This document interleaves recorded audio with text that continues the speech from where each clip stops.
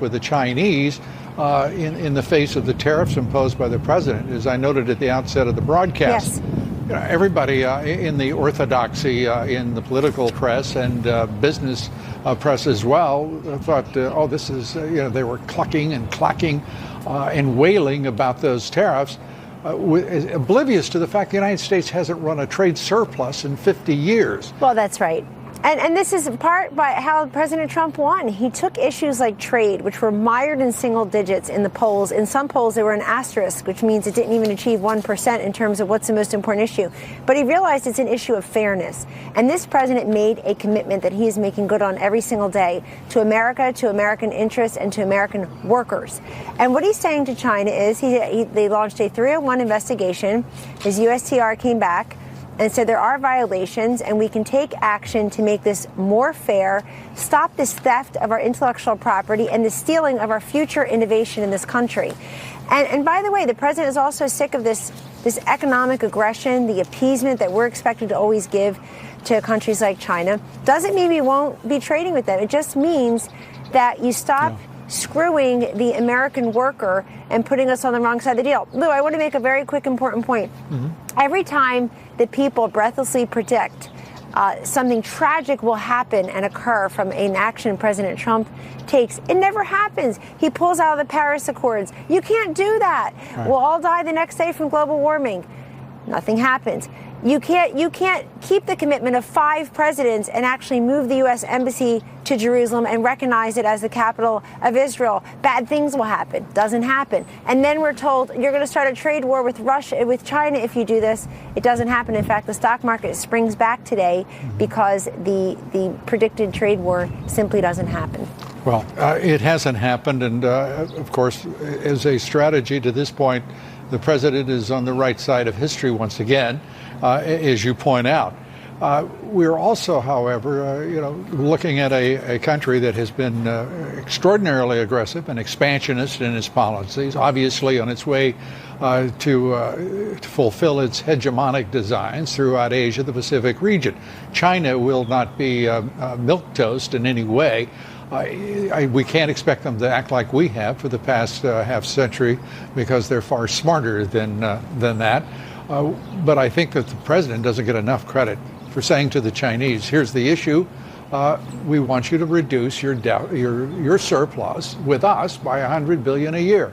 And again, people just reacting reflexively because they're such a hidebound part of this orthodoxy led by the Chamber of Commerce, the Business Roundtable, and all of the other establishment hacks in that city that he went to war against when he started campaigning.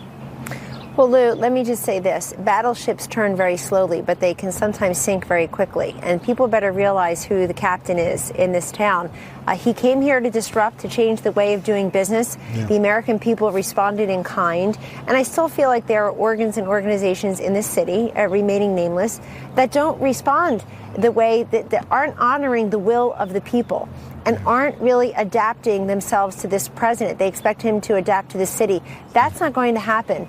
And I would also tell you, when it comes to matters like this spending bill, this president he's the negotiator, the deal maker in chief. He will be much more involved in the future. We're going to do this again in 6 months, and he's put everybody on notice. Yeah. Do not send me anything like this again. $700 billion for the military. Had he not signed it, then people would say, oh, you're holding the military hostage because you didn't get everything for your wall. So it's one of those situations where... You had Paul Ryan, for crying out loud. Nancy Pelosi, Chuck Schumer, they're all bragging about the fact they stuffed him on the issue of the wall. I mean, this is an insult. Let me finish. Right. This was an insult from the Speaker of the House. This man is absolutely an obstructionist fighting this president at every quarter, and his base, the president's base, is outraged at signing that $1.3 trillion spending bill. All understanding his motivation with the military and appropriately focused on that issue. But my God, for a speaker to act like this and to get away with it it's damnable. Well, the president has proven he can work with the leaders in Congress. He's invited the Democrats to the table many times. They just keep walking away. I don't think he ought to do a lot of that, Kellyanne, and just between you and me. They just keep walking away. He shows how phony the exercises are on their side. But let me also say he's not going to get love from DACA. He's not going to get love from Schumer, and he's not going to get it from Pelosi, and everybody peddling that stuff around the White House is full of it. It's that straight up. But let me just point out to you something very important here. Congress's approval rating is still mired at just above 10%, I think. It's in the low small digits. You see the president's approval rating actually going up, even though all the narratives about chaos and churn and all this nonsense coming from the mainstream media that those of us who work here don't experience. We see a president very focused on making good on the agenda that he promised, and he's making good on that. These tax cuts, you can't talk about them enough. You don't want to push that too far here. Because what he promised was a wall. Yeah, he better get it. It's been 15 months. Well, guess what? I agree with you. This is a president who was elected because he isn't the guy who says, just wait.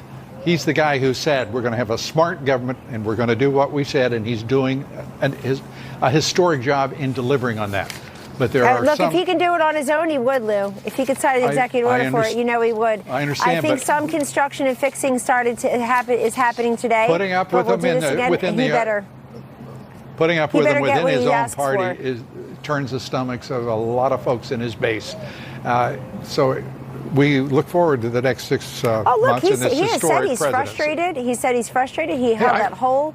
Yep, he made it very clear the other day. He's listening to the generals who want the military funded, but he also made clear, as did Secretary Nielsen, that the Congress didn't listen to the men and women at DHS who are asking for reinforcements, who wanted things, and he wants that wall. It was a centerpiece of his campaign, but he's not making good on the campaign promise with the wall. He's protecting this country. We're a sovereign nation that has to have physical borders.